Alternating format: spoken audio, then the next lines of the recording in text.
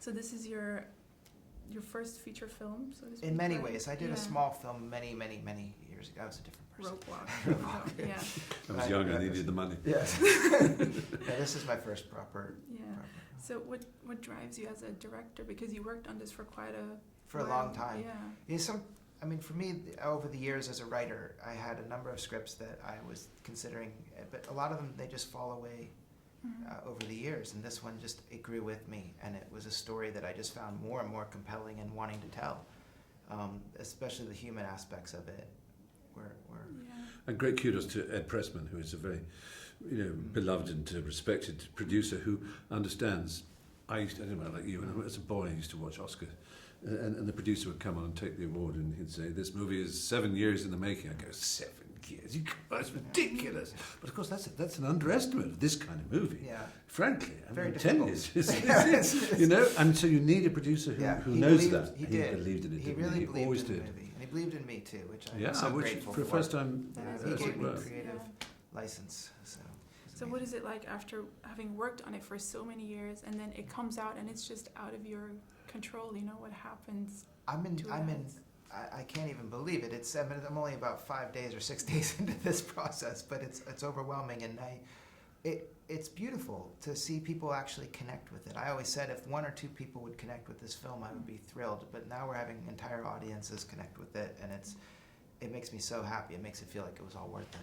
And you do know it's locked now, don't you? You can't go back into the cutting room. I've been talking about a few little things. There used to be a tradition in poetry, in Italian and French and English poetry, to have a little envoi, as it was called, to begin, and it would usually describe the book as a boat on a river, like a little paper boat, and you'd say, "Go, little book, you let go." It goes out of sight. And That's what it's like with the movie. It's gone, but it's gone. It's got a great journey ahead of itself. I'm excited. So Excuse the cough. for you, this being your first sort of big film, and you have done I think on IMDb says 143 movies. Is it that many? So what was it like for you two working together? This being your first feature film, and you having done so many projects. I felt bad for you. You had to come on my chaotic set in India. It was madness. Well, if one has the pleasure of working with a first-time director, you always hope that whatever experience I may have had, they will always have the confidence to give me advice and to suggest something to me, to tell me to do it a different way.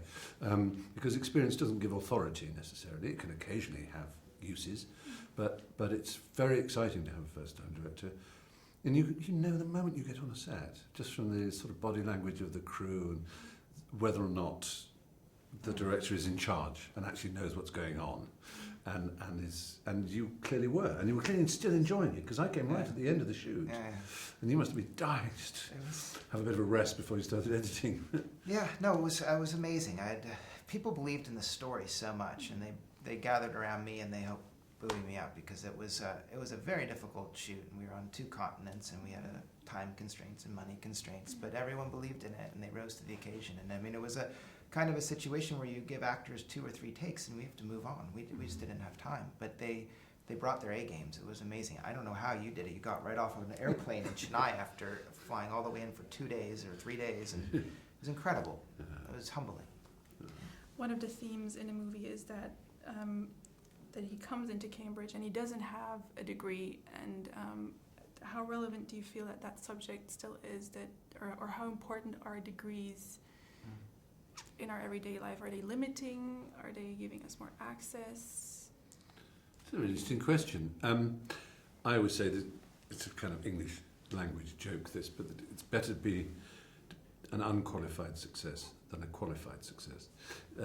In other words, why have a piece of paper to your name when you can have a history to your name?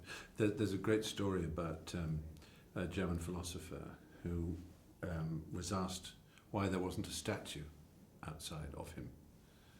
And he said, "Thank you for that question. It is much better than asking of me, why is there a statue of you?" Do you see?